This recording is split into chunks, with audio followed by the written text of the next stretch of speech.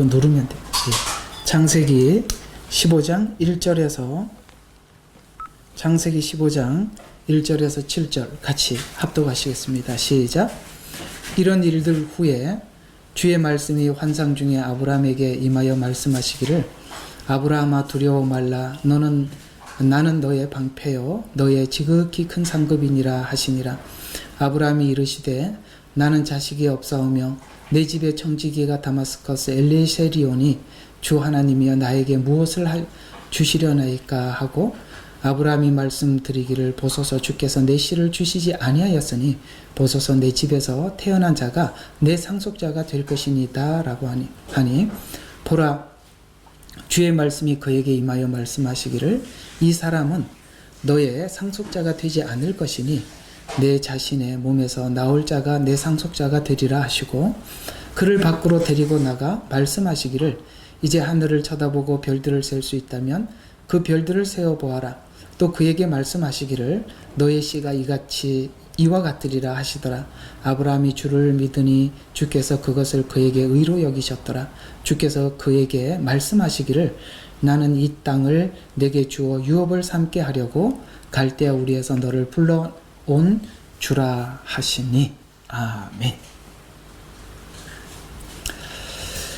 여러분 아브라함의 이야기를 어떤 관점에서 이해를 하고 있느냐에 따라서 성경 전체를 이해하는 방향이 달라질 수 있습니다. 그럴 만큼 이 아브라함의 이야기는 앞으로 전개될 그러니까 아브라함의 후손인 이스라엘 백성들을 하나님께서 어떻게 치리하시고 어떻게 그들을 통해서 어떤 메시지를 전하려고 하는지를 이 아브라함이라는 한 인생을 통해서 충분히 이렇게 감지하지 못하면 이 전체 성경 전체를 읽고 이해하는데 상당히 다른 방향으로 갈 수 있는 이야기지요. 그런 관점에서 이 아브라함 이야기는 그냥 한 인물에 지나지 않는다라는 정도로 그렇게 이해하셔서는 안 됩니다. 이스라엘 전 역사의 조상, 주체, 시작, 시조는 아브라함이죠. 그러니까 이스라엘 전 역사는 아브라함 속에 있는 것이니까 이 아브라함을 어떤 관점에서 무엇을 아브라함을 통해서 뭘 전달하려고 하는지를 이해하지 못하면 성경을 전혀 다른 방향으로 읽게 됩니다. 크게 두 방향에서 나누어지는데요. 아브라함이 특별해서 그가 하나님 앞에 믿음이 있고 특별하기 때문에 선택했고 그 믿음이 있었기 때문에 하나님께서 아브라함에게 계속 그 언약을 이어갔다라고 아브라함의 믿음 쪽으로 아브라함을 이해하든지 아니면 하나님의 오직 하나님의 언약을 하나님이 이루어 가시는지, 그러니까 하나님 쪽에서 아브라함을 이해하느냐, 아브라함 쪽에서 하나님을 이해하느냐, 이 두 갈래가 아주 다릅니다. 그래서 우리가 예정론으로 갈 수도 있고 알미니안 쪽으로 갈 수 있는 부분이죠. 그런 관점에서 아브라함을 어느 관점에서 보느냐는 굉장히 서로 다른. 그래서 교단이 나누어질 만큼이나 서로 일치하지 못하고 나누어져야 할 만큼이나 어떤 관점에서 성경을 보느냐는 서로 전혀 다른 눈을 장착하게 되기 때문이죠. 자, 잠깐 오늘 본문을 한번 관찰하고 시작하면 좋겠습니다. 한번 봅시다. 이런 일들 후에 이런 말들을 놓쳐버리면 안 되죠. 굉장히 중요합니다. 지금 15장은 하나님과 아브라함의 언약식이에요. 언약식인데요. 그 언약을 하기 전에 하나님께서 11장 후반절부터 아브라함이 갈대아 우르를 출발하거든요. 떠나서 출발을 해서 14장까지 오기까지 이런 일들 후에라는 그 앞에 어떤 일들이 있었는가를 지금까지 우리가 강해 설교를 했으니까 아마 여러분 잘 들으셨겠죠. 그래서 앞에 무슨 일이 있었고 오늘 15장에 무슨 대화를 하고 있는지를 관찰에 들어가서 오늘 15장은 굉장히 중요한 장입니다. 그래서 15장에는 3번 할 겁니다.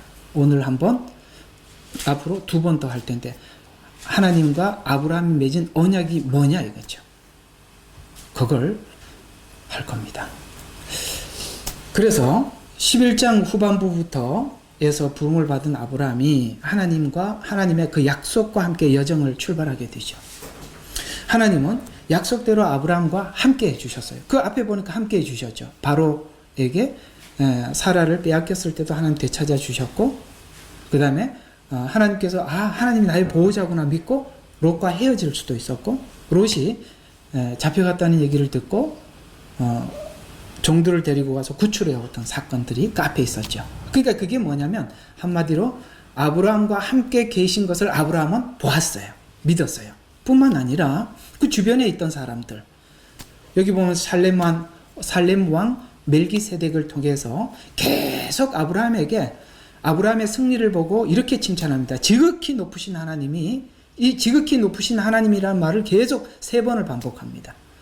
당신과 함께 하셨습니다. 뿐만 아니라 소돔 왕도 지극히 높으신 하나님이 당신과 함께 했다라고, 이제는 이 아브라함 자신도 하나님이 나와 함께 한다는 걸 느꼈을 뿐만 아니라 그 주변에 있던 사람들도 아브라함에게 하나님이 함께 하고 있다는 것을 찬양했어요. 그걸 이제 확실하게 알았어요. 그 일이 있은 후에라는 이야기입니다. 아시겠죠? 이 말을 놓치면 안 돼요. 그래서 그런데 아브라함의 이름이 뭐지요? 열국의 아비잖아요. 여러분, 열국의 아비인데 지금 아브라함이 열국의 아비는 고사하고 자식 하나 없단 말이죠. 지금 여기 15장에도. 그래서 놀랍게 15장에 어떤 대화가 시작되느냐면, 이제 드디어 잘 관찰해 보시면 11장부터 14장까지 하나님과 아브라함이 대화한 적이 한 번도 없습니다. 그리고 하나님께서 아브라함에게 너에게 모든 민족의 아비가 되게 해주시겠다라는 그 자식, 후손들에 대한 대화를 한 적이 없어요. 이게 15장에 들어와서 처음 하는 이야기입니다. 그리고 하나님과 아브라함의 대화도 처음 시작됩니다. 이게 15장은 굉장히 중요한 장이에요. 그래서 15장에 와서 드디어 하나님께서 아브라함에게 약속했던 그 후손에 대한 이야기를 하나님께 꺼내놓기 시작합니다. 자, 한번 다시 본문 조금 더 관찰하고 들어가 봅시다. 자, 여기 보면 아브라함에게 임하여 말씀하시기를, 아브라함아 두려워 말라. 나는 너의 방패요 너의 지극히 큰 상이라. 두 가지 하나님 이야기. 나는 너의 방패다. 앞에서 하나님의 방패가 됐던 거 느꼈죠? 근데 앞에 보면은 두려워했다 이렇게 표현하고 있는데 뭘 두려워했을까요? 아마도 전쟁을 하고 이기고 돌아왔죠. 그래서 아마도 이 두려움이 그 앞에 보복이 두려워했을지 뭐가 두려워했을지 그건 잘 모릅니다. 그러나 그 두려움 가운데 사람들이 자기에게 보복을 할까 두려워했던 그 두려움 때문에 걱정하지 마라. 나는 너의 방패다. 분명히 그 안전에 대한 보장을 하시지요. 그러면서 또 하나는 지극히 큰 상이라. 훗날 내가 너를 통해서 그 일을 이룰 뿐만 아니라 그 일에 네가 쓰임 받고 난 이후에 나는 너의 상급이 될 것이다 라고 이야기를 하니까, 이제 놀랍게도 하나님이 이 이야기가 끝나자 처음으로 아브라함이 하나님께 입을 열었어요. 나는 자식이 없사오니 내 집의 청지기 다마스커스 엘리에셀이오니 주 하나님이여 나에게 무엇을 하려나이까. 보십시오. 하나님 그렇게 모든 민족의 아비가 된다고 했는데 내 자식 하나 없잖아요. 그래서 내 자식은 없으니까 우리 집에 이 엘리에셀이라는 종이 있으니까 이 엘리에셀을 통해서 하나님께서 그 일을 이루어 가시지요 라고 했더니 3절이 아니야, 내 집에서 태어난 자가 상속자가 될 거야 이렇게 말씀하시죠. 그리고 난 뒤에 이 말을 듣고 밖에 나가서 하늘의 별을 쳐다보고 그 다음에 별을 셀 수 있느냐 세어보아라, 네 씨가 이렇게 많을 것이다 라고 이야기할 때 드디어 처음 아브라함이 하나님을 믿으니라는 이 말이 등장합니다. 이게 칭의입니다. 굉장히 중요합니다. 드디어 그럼 그 앞에 있었던 일은 뭐냐? 하나님이 아브라함을 불러내서 하나님이 아브라함과 함께 하는 인생을 산 것을 아브라함은 체험했어요. 근데 하나님이 아브라함에게 약속하신 것은 단지 그의 삶을 보호자로 불러낸 게 아니라 그 씨를 통해서 후손에 축복하시겠다고 불러냈습니다. 쉽게 말해서 생명의 약속이에요. 이해가 가요? 생명의 약속이에요. 그 앞에는 자기의 삶의 방패였습니다. 그러나 지금 하나님이 아브라함을 불러낸 것은 그의 삶의 방패막이가 되기 위해서 불러낸 것이 아니라 생명을 주기 위해서 불러냈다. 우리가 예수 그리스도를 믿는다는 것은 예수 그리스도를 통해서 생명을 얻는 구원이에요. 그것이 하나님께서 그 믿음이 되기까지 하나님은 아브라함에게 여러 가지 경험을, 체험을 하게 해주신 거예요. 이 이야기를 그대로 히브리서 6장에 가져가서 딱 대입을 시키면 그 난해 구절이 풀리는 겁니다. 한번 비침을 받고 하나님 앞에 많은 은사를 경험해도 요거하고는 다르답니다. 앞에 요런 아브라함이 경험했던 요거하고 15장에 아브라함이 하나님을 믿으니 요거하고는 다르죠. 지금 아브라함이 앞에도 하나님을 믿었어요. 그러나 방패의 하나님으로 믿었지 후손에 대한 하나님을 믿지 않아요. 그래서 이 후손에 대한 이야기를 드디어 하나님이 아브라함이 믿기 시작했다는 겁니다. 쉽게 말해서 우리로 말하면 십자가에서 우리의 죄를 용서하시고 나를 의롭게 하기 위해서 부활하시고 뿐만 아니라 처소를 예비하러 가셨고 다시 오시리라는 그 하나님을 드디어 받아들이기 시작했다라는 차원에서 하나님을 믿으니 그 뒤에 보니까 놀라운 말이 있어요. 그에게 의로 여기셨더라. 로마서 3장 칭의의 이야기입니다. 바로 그런 관점에서 15장은 매우 중요한 이야기죠. 그래서 아브라함은 처음 약속했던 큰 민족을 이루는 복에 대해서 하나님께서 이 일을 어떻게 이룰 것인가라는 것을 앞에는 물어본 적이 없었는데 드디어 오늘 이런 질문을 하죠. 나에게 2절에 보니까 무엇을 주려 하나이까? 8절에는 이 땅을 유업으로 삼을 줄 무엇으로 알리이까? 이건 뭐냐면 우리가 하나님께 다 묻고 싶은 질문들이지요. 우리를 구원하신 줄 우리가 무엇으로 확인하고 확신할 수 있습니까? 이거잖아요. 그게 드디어 신약에 가서는 예수님께서 오늘 이게 15장에는 언약식이거든요. 좀 이따 설명할 거예요. 그러니까 언약식이에요. 이게 아브라함에게 언약을 했던 거고 나중에는 이스라엘 백성들에게 시내산 언약이 있어요. 나중에 다윗 언약 아시겠어요? 이 언약들이 쭉 이야기가 나중에는 예레미야가 새 언약에 대해서 예언하시죠. 예레미야서 31장 33절에서부터 시작되는 그거 이제 앞으로 다음 주 그 다음 주 두 번 그 새 언약이 뭔지를 구체적으로 말씀드릴 겁니다. 이 언약입니다. 그런데 예수님께서 제자들과 함께 했던 언약이 뭐냐면 바로 성만찬 언약식입니다. 그걸 보고 새 언약이라고 말씀하고 여기도 오늘 아브라함에게 그 언약을 하죠. 그러나 이 언약이 구체화된 것은 바로 예수님이 새 언약 곧 제자들과 함께 포도주를 마시고 떡을 뗐던 새 언약이죠. 따라서 성경의 스토리는 무엇이냐? 성경의 이야기는 뭐냐면 언약과 결혼입니다. 왜? 처음에 보면 아담과 하와의 결혼으로부터 시작해서 천국에서 예수 그리스도와 신부된 성도들의 결혼식으로 성경을 마쳐요. 그러면 예수님은 우리와 언약하시고 우리의 처소를 예비하러 천국에 가셨습니다. 처소가 준비되면 우리를 데리러 오실 것입니다. 그러면 가셔서 오신다는 것을 우리가 뭘로 믿고 있느냐? 언약으로 믿는 겁니다. 왜? 새 언약이거든요.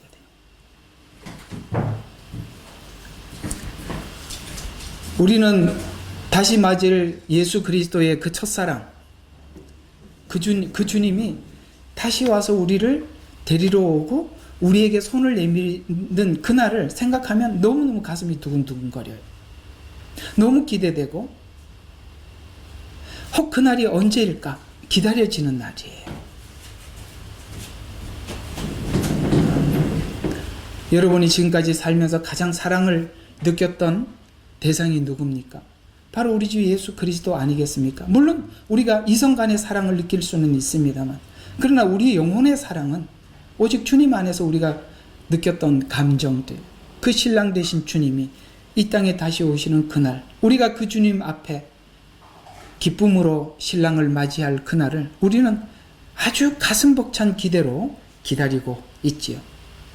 그래서 오늘 여기 찬송가 370장 제가 헌금 찬양할 때 일부러 좀 이 찬양을 주문을 했었는데 주 안에 있는 나에게 땅 근심이 있으랴 그 두려움이 변하여 내기도 되었고. 왜요? 이게 여기 이제 앞으로 계속 설명이 좀 이걸 더 보충 설명해 드릴 거예요. 그런데 이 3절에 보면 너무 귀한 찬송과 가사가 있어요. 내 주와 맺은 언약은 영불변하시니 그 나라 가기까지는 늘 보호하시네. 내 주와 맺은 언약은 변함이 없어요. 신랑이 신부를 데리러 오겠다고 약속. 그래서 이스라엘에는 아시다시피 이번에 한번 갈릴리 결혼식 한번 보셨잖아, 그죠? 거기 보니까 어떻게 합니까? 신부 아버지하고 신랑 아버지하고 신랑이 와서 신부를 보고 포도주 4잔을 마시기 전까지 결정을, 4잔을 마시면은 결정이 된 거예요. 내가 그 신부를 데리러 오겠다. 내가 내 아들과 혼인을 하게 해주겠다. 그래서 예수님은 바로 이 성만찬 때 떡과 포도주를 통해서 우리에게 약속하신 거예요. 그리고 가셨어요. 그리고 다시 오실 것입니다. 그 새 언약 안에는 자명성이 있고, 사랑은 확인할 사랑은 누구인데 배워서 이해하는 것이 아니라 사랑은 보면 아는 거예요. 그 다음에 이 새 언약은 자발성이 있어요. 율법처럼 우리의 강제로 끌고 가는 것이 아니라 우리 마음이 주를 향해 가는 겁니다. 완전하며 확실합니다. 그래서 이게 다 우리가 하나하나 살펴봐야 될 부분인데, 다음 주에는 새 언약의 자명성, 자발성, 그 다음 주에는 완전성, 확실성, 왜 이 언약이 완전한지를 우리가 이제 다음 주부터 그건 살펴보기로 하고, 오늘 이 언약식에 대해서만 한번 살펴보도록 하겠습니다. 자, 6절에 보면 아브라함이 주를 믿으니 주께서 그것을 의로 여기셨더라라는 이 말은 기독 신앙에서 가장 중심이 되는 신앙 고백으로 인정되고 있는데, 신약에 와서는 이것을 칭의를 설명할 때 창세기 15장에 아브라함의 신앙 고백을 덧붙여 설명하여 칭의의 신앙 고백의 유일한 근거와 본질을 갖게 되는데, 이것은 우리가 이신칭의라고가 사람의 사고로는 이해하기 어려운 것은, 인간들의 사고는 합리성을 추구하고 있기 때문에 우리 원인과 결과의 법칙으로 이해하지만, 그러나 아브라함과 이삭을 통해서 이삭의 출생까지 사실 긴 시간 하나님과 아브라함 사이에 많은 일들이 일어났던 것을 기록하고 있잖아, 그죠? 그 이삭의 출생이 몇 장에 나오죠? 21장에 나옵니다. 이삭의 출생이 21장인데, 그러니까 11장 후반부부터 아브라함 이야기가 10장까지 쭉 출생 이야기까지 나오는데, 이 이야기 속에 하나님께서 이삭은 어떤 메시지로 하나님께서 이삭을 등장시키느냐면, 은혜가 뭔지를 이해시키는 의미에서 이삭을 등장시켜요. 은혜. 왜? 아브라함에게는 이삭을 출생시킬 만한 아무런 근거가 없었다. 사라에게는 경수가 끊어졌고, 아시겠죠? 어떤 방법으로든지 그 후손을 생산할 모든 기능이 상실되었었다. 그래서 우리가 믿는 하나님은 없는 것을 있게 하시며, 이삭의 출생입니다. 아브라함이 믿은 하나님은 없는 것을 있게 하시고, 아시겠어요? 우리는 구원받을 수 있는 근거가 전혀 없는 사람들이에요. 왜냐하면 율법이라는 방법으로 우리를 구원했더라면 아무도 이 지구상에 누구도 구원받을 수 없었어요. 그 근거가 뭐냐면 에덴 동산이에요. 에덴 동산은 인간이 살아갈 수 있는 최고의 환경이 주어진 곳입니다. 여러분, 이 땅에 누가 아무리 넉넉하게, 아무리 이렇게 부를 지니고 살더라도 에덴 동산에서 아담이 살았던 부를 가지고 살 수는 없어요.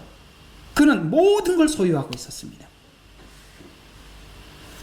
그리고 가장 좋은 환경에 두셨죠. 죽음이라는 두려움조차도 없었어요. 그러나 한 가지만 하지 말라 그랬어요. 뭐죠? 선악을 알게 하는 나무를 먹지 마라. 여러분, 가장 좋은 조건 속에 한 가지 율법도 지키지 못해요. 왜? 우리 속에 탐심이 있고, 우리 속에 있는 이 자유의지는 다른 것을 자꾸 쳐다보는 남에게 인정받고 싶어하고 높아지려고 하는 마음 아시겠습니까? 이런 마음들이 자발적으로 제어되지 않는 한 우리는 하나님이 어떤 법을 주시더라도 우리는 외적 강제력으로는, 외적인 힘으로는 결코 그것을 이룰 수가 없어요. 율법으로 구원을 받자고 한다면 받을 수 없다라는 가장 분명한 증거는 에덴 동산 사건입니다. 그래서 하나님이 일방적으로 언약해 주지 않았더라면, 하나님께서 일방적으로 구원의 문을 열어주지 않았더라면 우리는 누구도 구원 얻을 수 없었을 것입니다. 그게 바로 이삭을 출생하기까지 10장이라는 이 긴 장을 통해서 아브라함에게는 이삭을 출생할 수 있는 근거가 전혀 없었다. 아브라함이 할 수 있는 방법을 다 동원했습니다. 오늘은 첫 번째 제안이 뭐였어요? 하나님, 그 자식 그렇게 후손을 통해서 약속하려면 우리 집에 다마스커스에 있는 엘리에셀이라는 종이 있지 않습니까? 저를 통해서 하면 되지 않겠어요? 라고 하니까 하나님 뭐라 그랬어요? 아니야, 네 몸에서 나올 자를 통해서 내가 그 약속을 이룰 거야. 아, 그렇구나. 그러니까 믿기 시작하죠. 이런 것처럼 바로 이 칭의는 우리에게 전혀 근거가 없는 오직 하나님의 은혜로 구원받았음을 아브라함을 통해서 그렇게 우리에게 분명하게 전달하기 위해서 10장이라는 긴 시간을 통해서 아브라함이 여러 가지 실패를 기록하고 뿐만 아니라 오늘 엘리에셀을 제안하고 아마 그 다음번에는 누가 이제 하가를 취하고 이스마엘을 출생케 하고 나중에는 내년 이맘때 자식이 있으리라고 했을 때 천막 뒤에서 피식 웃어가면서 내가 경수가 끊어졌는데 어떻게 자식을 낳을 수 있으리요? 이렇게 해서 분명히 이삭이 출생하고 난 뒤에도 전혀 내가 생명을 생산했다라는 것을 절대 말할 수 없게 하셨죠. 두 번째는 죽은 자를 살리신. 그러니까 아브라함의 믿음을 두 가지로 하나님이 지적을 하세요. 하나는 없는 것을 있게 하셨다. 이삭의 출생이에요. 그다음에 죽은 자를 살렸다. 창세기 22장에 이삭을 드린 사건입니다. 부활 이야기죠. 여러분과 제가 가져야 될 믿음이 아브라함이 가졌던 바로 이 믿음이에요. 자, 그래서 본문에는 아브라함이 주를 믿으니 주께서 그것을 의로 여기셨더라는 말씀은 로마서 4장의 말씀과 연결시켜 본문이 의미하는 내용들에서 은혜를 나누어 보면 아브라함이 하나님을 믿었다는 말은 아브라함에게 어떤 신실함이 있다던가 헌신이 있었다는 말이 아니라 아브라함이 지금 하나님을 신실하게 믿었다는 말이 아니라 자신이 하고 있는 걱정을 하나님께 맡기고 있었다. 어떤 걱정? 하나님께서 너 후손을 통해서 그 민족의 열국의 아비가 되게 하시겠다라고 했던 그 약속에 대해서 이제 하나님께 맡기기로 하나님께 맡겨나갔더라. 이런 의미에서 믿었다라고 말씀하고 있죠. 그래서 15장 1절 이런 일들 후에 주의 말씀이 환상 가운데 아브라함에게 임하여 말씀하시기를 아브라함아 두려워 말라 나는 너의 방패요 지극히 큰 상급이라 이렇게 말씀하셨을 때 아까 이거 좀 설명했던 건 그냥 좀 지나갑시다. 두 번 또 이야기가 되네요.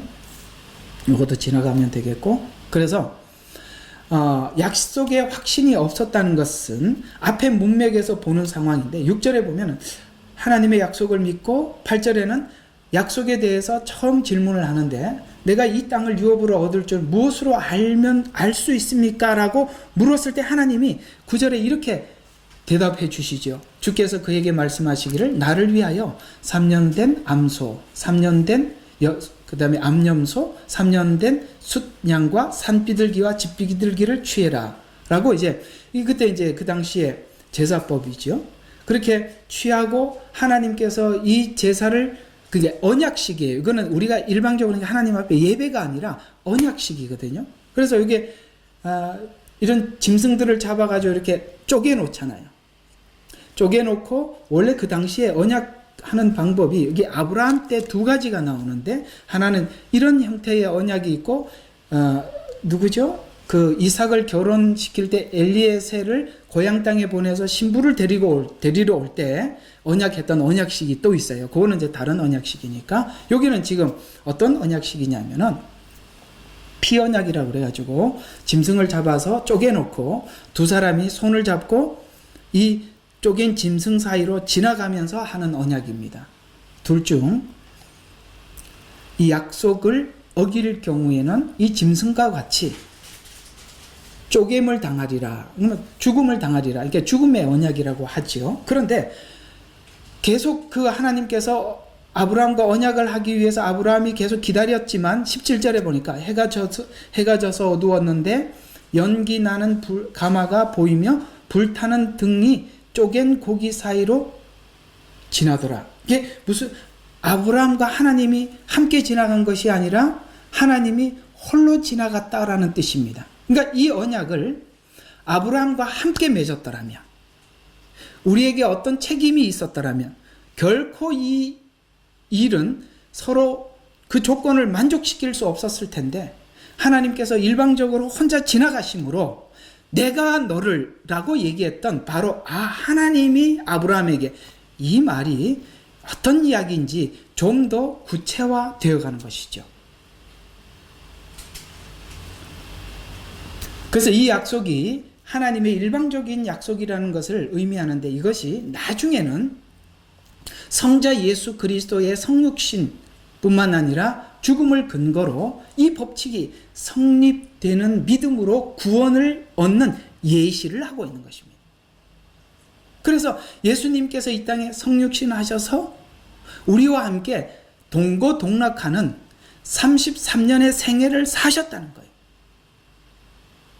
그분이 이 땅에 오셔서 사시면서 그냥 제물이 되셔서 와서 제물 되고 올라간 것이 아니라 실제 이 땅에 태어나셔서 우리와 함께 사시면서 우리와 함께 눈물을 흘리시고 그 다음에 우리와 함께 웃으시고, 그러니까 우리의 기쁨, 즐거움 함께 나누고 슬픔도 나누실 뿐만 아니라 인간이 가지고 있는 이 두려움, 죽음조차도 예수님께서 함께 그것을 경험하시면서 우리 인간이 가지고 있는 모든 기쁨과 슬픔과 삶의 모든 것을 예수님은 한 몸에 끌어안기 시작하십니다. 그리고 예수님은 제물이 되셔서 하나님 앞에 드려지시죠. 여기 하나님께서 일방적으로 그 일을 이루어 가신다는 그 약속이 실제화된 바로 예수 그리스도의 성육신. 이 설명이 로마서 4장, 창세기 서술이 하나님이 천지를 만들어 복 주셨지만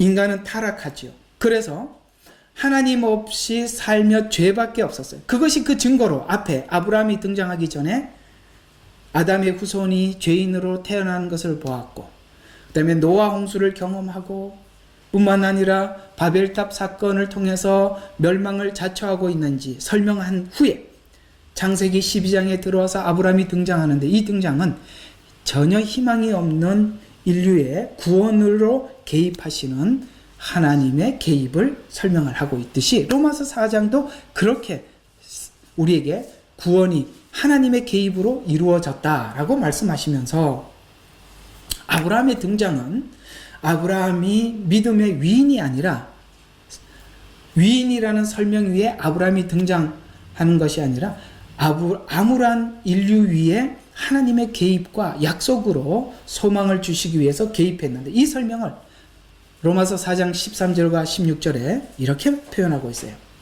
아브라함이 세상의 상속자가 되리라고 하신 약속은 아브라함이나 그 씨에서 율법을 통하여 하신 것이 아니요. 이거 오늘 본문대로 표현하자면 율법을 통해서 인과율의 법칙. 예를 들어서 아브라함에게는 자녀를 낳을 수 있는 근거가 전혀 없었다는 거예요. 전혀 없었다라는 거예요. 그것이 율법을 통하여 하신 것이 아니요라는 말을 우리가 신학적으로 이야기하는 것이 아니라 오늘 이 아브라함 이야기를 통해서 이렇게 풀어보면 아브라함이 자녀를 생산할 수 있는 조건이 전혀 없었다라는 의미로 율법을 통하여 하신 것이 아니요 이렇게 설명을 하고 있다는 것이요. 믿음의 의를 통하여 하신 것이라. 만일 율법에 속한 자들이 상속자라면, 그러니까 조건의 법칙, 내가 뭔가를 하나님이 원하는 요구만큼 들어주셔서 우리가 구원을 받을 수 있더라면 그런 말이죠. 율법에 속한 자들이 상속자라면 믿음이 헛것이 되고 약속은 무효화되느니라. 둘 중에 하나만 서는 것이지 둘 다 설 수 있는 게 아니라 이 말이에요. 율법은 진노를 일으키나니 어떤 율법이라도 우리에게 있으면 진노를, 왜냐하면 에덴 동산에서도 진노를 일으켰는데 지금 현재 어떻게 우리가 하나님이 요구하는 율법을 지켜 드릴 수가 있느냐 이 말이에요. 그래서 율법은 진노를 일으키나니 율법이 없는 곳에는 범법도 없느니라. 그러므로 상속자가 되는 것이 은혜에 따라 되기 위해서는 믿음으로 되거니와 마침내 그 약속을 모든 씨에게 확고히 하려 함이라. 무슨 말일까요? 왜 이 확고히라는, 요걸 우리가 흔히 말하는 확신이라는 뜻이에요. 왜 우리가 그리스도 안에서 우리가 얻은 구원이 확실할 수 있느냐면 그것이 율법의 조건의 법칙이었더라면 누구도 확고히 할 수 없어요. 믿음의 법칙, 하나님이 하신 것을 우리가 믿기 때문에 그걸 확고히 할 수 있다 이 말이에요. 그래서 모든 씨에게 확고히 하려 함이라. 율법에 속한 자들뿐만 아니라, 율법에 속한 자들은 유대인을 의미하겠죠. 아브라함의 믿음에 속한 자들이라. 그러면은 아브라함은 유대인뿐만 아니라 뭐예요? 모든 믿는 자의 조상이니까 이방인도 거기에 포함되겠죠. 그래서 우리 모두의 아비라는 말은 유대인이나 이방인의 아비라는 뜻이죠. 그러니까 유대인도 아브라함식으로 구원을 받고 이방인도 아브라함식으로 구원을 받는, 그게 아브라함식이라는 말은 믿음이라는 말인데, 여기서 믿음이라고 로마서에서 말하는 믿음의 대부분 표현들은 행위가 아닌 이런 말이 그게 연결되어 있다 이 말이에요. 행위가 아닌, 율법이 아닌 믿음, 이런 뜻입니다. 아브라함이나 그 후손은 율법이 아닌 믿음으로 대조하고 있는데, 이 대조의 이유는 인과 율이 아닌 하나님이 하신 결과로 얻는 구원이다라는 말이 되는 것이죠. 15절에 보면 율법은 진노를 일으키나니 율법이 없는 곳에 범법이 없다는 말은, 율법은 진노를 일으킨다는 말은 율법으로는 진노밖에, 곧 심판할 것밖에 없다. 왜냐하면 율법을 지킬 수 없는 것은 로마서에서 의인은 없나니 하나도 없으며 라고 성경은 선언하고 있죠. 그래서 창세기 1장과 11장에서 본 것과 같이 인간이 법을 제정하고 지키려 했지만, 우리가 창세기 1장부터 11장까지 봤던 것은 심판 외에 아무것도 한 게 없더라는 거죠. 심판받을 일 외에는. 그러나 구원이 은혜로 얻게 되어 우리에게 조건을 요구하지 않아서 우리가 구원이 가능했다라는 이야기입니다. 그래서 17절 쭉 내려와서 계속 17절 보면 기록된 바와 같이 내가 너를 많은 민족들의 아비가 되게 하였노라 함과 같으니 그가 믿는 그분. 정말 오늘 오전 내내 이 예배 설교하기 전까지 밤에 잠자면서도 정말 이 성경 구절이 떠올라서 정말 마음에 많이 뒤척였어요. 죽은 자를 살리시며 없는 것을 있는 것처럼. 이게 얼마나 감동이 되는지. 정말 그렇습니다. 죽은 자를 살려. 왜냐하면 우리가 구원을 얻을 때 상태가 죽은 상태였어요. 맞지요? 에베소서 2장에 보면은 죽었던 너희를 살렸다. 죽었던 과거예요. 우리는 옛날에 죽어 있었어요. 그런데 죽었던 우리를 하나님이 살려서 드디어 복음을 듣게 하고 믿어지게 된 것이에요. 이건 우리가 하나님 앞에 뭔가를 반응했다라는, 그렇게 생각할 수도 있겠지만 사실은 깊이 성경적인 관점에서 오늘 성경이 이야기하는 대로 설명을 하자면 하나님이 우리를 살려서 듣게 하신 거죠. 이해가 가요? 우리는 사실 에스겔 골짜기에 있던 마른 뼈같이 아주 드라이된 뼈들이었습니다. 거기에 무슨 생명이 있겠습니까? 하나님이 오셔서 생명을 불어넣고 소경의 눈을 뜨게 하고 귀머거리를 듣게 해서 우리는 성경에 이야기하고 있는 복음이 무엇인지, 예수 그리스도가 누구인지, 우리가 구원이 무엇인지 듣게 해주셔서 우리는 구원을 얻게 됐어요. 없는 것을 있게 했어요. 왜요? 우리는 구원이라는 것을 만들 수 없어요. 하나님이 있게 하셨습니다. 죽은 자를 살리셨습니다. 죽었던 우리를 살려서 듣게 해주셨어요. 이건 우리 자신에게도 그렇게 하셨고 예수님께서 십자가에 죽으시고 하나님이 살리셨어요. 죽었던 우리를 살리시는 정말 정말 귀한 복음이에요. 그래서 결국은 아브라함이 뭘 이해하게 됐냐면 없던 것을 있게 하셨구나. 그렇기 때문에 죽었던 자도 살리시는구나 라고 믿고 이삭을 드릴 수 있었던 거예요. 왜 우리가 주를 위해서 죽을 수 있느냐? 바로 이 믿음 없이는 주를 위해서 무엇도 할 수 없는 거예요. 죽은 자를 살리듯 없는 것을 있게 하듯 아브라함은 하나님께 함께 하면서 배우고 확인하고 믿게 되었고 믿고 확신하게 되어갔다는 얘기가 아브라함 이야기 전부라고요. 하나님과 함께 했더니 하나님이 어떤 분인지 알게 되더라, 믿게 되더라, 확신이 되어가더라. 그 확신이 이삭을 드려라 할 때도 드릴 수 있었어요. 여러분, 하나님 앞에 작은 요구도 하지 못하는 이유는 하나님에 대한 확신이 없어서 그래요. 하나님에 대한 확신이 있다면 무엇이든지 우리가 할 수 없는 일이 없다는 거죠. 그래서 아브라함은요, 하나님과 관계를 가지면 가질수록 세월이 지나면 지날수록 그의 믿음이 없어지지 않고 더 분명해져 갔습니다. 율법적 신앙은요, 하나님과 함께 신앙생활을 하면 할수록 더 이상해져 갑니다. 믿음이 없어져 간다 이 말이에요. 그러나 은혜와 함께하는 하나님과 동거하는 신앙은 하면 할수록 안 되는 조건이 생기면 생길수록 믿음만 더해져 가는 것이죠. 아브라함이 그 이야기예요. 그래서 시간이 갈수록 곧 100세가 되어서도 믿음이 더 견고해져 갈 수밖에 없었다는 말이에요.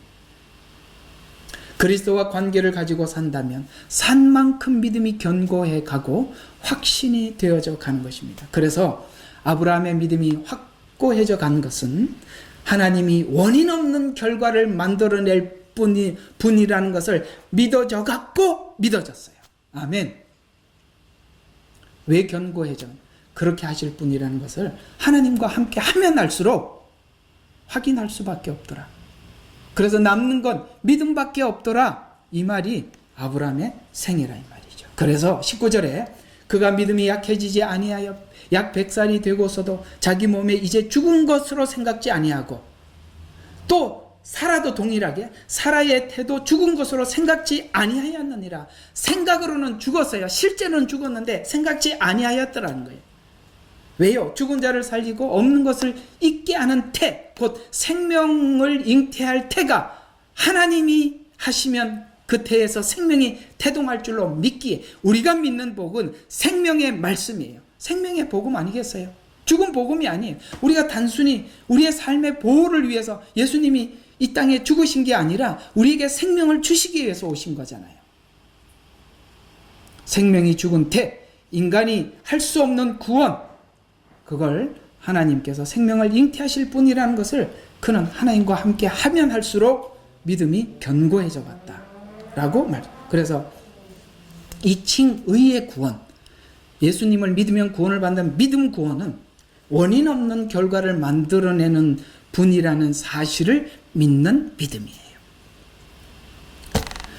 하나님이 아브라함이 바랄 수 없는 중에 하나님을 바라고 믿었다는 말은 나에게 원인이 없고 오직 하나님께만 원인이 있다는 것을 믿기 시작했다는 것이네요. 무엇을 바랄 수 없는 가운데 믿어졌다는 말이냐면 바로 결국 십자가 사건과 부활 사건을 근거로 로마서 3장 23절에 보면은 왜 예수님이 우리를 위해서 죽었대? 생명을 주시기 위해서, 범죄함을 위해서, 우리의 죄를 해결하기 위해서 드려질 수밖에 없었어요. 또한 의롭다 하기 위해서 다시 일으켜졌느니라. 바로 오늘 이걸 이렇게 일하실 하나님을 믿습니다라고 고백한 게 오늘 15장 이야기라 이 말이에요. 창세기 1장부터 11장은 범죄와 심판의 연속이었어요. 우리 인간 스스로는 구원도 불가능했어요. 그러나 하나님은 율법의 법칙이 아닌 믿음의 법칙, 곧 아들에게 죄를 대속하여 의롭게 하기 위해서 부활하셔서 잃어버린 영생을 다시 찾아주는 믿음의 법칙의 길을 열어 가실 것을 믿었습니다. 이것이 바로 아브라함의 믿음이다 라는 이야기죠. 우리가 하나님을 믿는다는 것은 예수님을 이 땅에 보내시고 십자가에서 부활하신 이 모든 것이 하나님께서 시작하신 그 하나님이 완성할 줄로 믿습니다. 우리가 지금 남은 완성은 무엇이 남아있나요? 주님이 이 땅에 다시 오시는 그것입니다. 우리는 요한묵시록, 요한계시록이 하나 남아있어요. 그건 아직도 하나님께서 하실 일들, 재림 직전에. 우리는 그때를 살아가고, 우리는 그 시간을 살피고 있습니다. 왜요? 신랑 되신 우리 주 예수 그리스도께서 이 땅에 다시 오실 그날을 우리는 기대찬 마음으로 기다리고 있는 사람들이에요. 여러분, 이 시간들을 두려워하지 마세요. 우리 주님이 오신다는 나팔 소리가 가까이 들리는 시간들 아니겠습니까? 오늘은 이 언약에 대해서 간략하게 말씀을 드렸습니다만 다음 주, 그 다음 주에는 이 새 언약이 얼마나 우리에게 분명한지 한 두 주간에 걸쳐서 오늘은 이런 이야기로 좀 마치도록 하면서 결론을 좀 맺어 정리를 해보겠습니다. 아브라함을 세워 확인하려는 것은 하나님의 능력으로 재창조하고 계신다는 것이죠. 성도는 복을 주실 것이라는 것을 아는 자들이 성도들입니다. 결국 하나님께서 이렇게 하셔서 하나님의 일을 이루어 가실 것이라는 것을 믿는 사람들이 성도들이죠. 그 일을 하나님께서 시작하고 뿐만 아니라 진행하고 완성하실 것을 믿고 알고 따르는 자들이 성도들입니다. 칭의는 그저 내가 성경이 무슨 말을 하는지 내가 알았다라는 득도가 아니에요. 득도가 아니에요. 요즘은 자꾸 이게 유일한 이 진리를 득도라는 것으로 자꾸 바꿔요. 우리가 무슨 득도하는 겁니까? 우리는 예수 그리스도를 지식으로 아는 게 아니라 그분의 사랑을 성경을 통해서 알고 우리 가슴으로 느끼는 겁니다.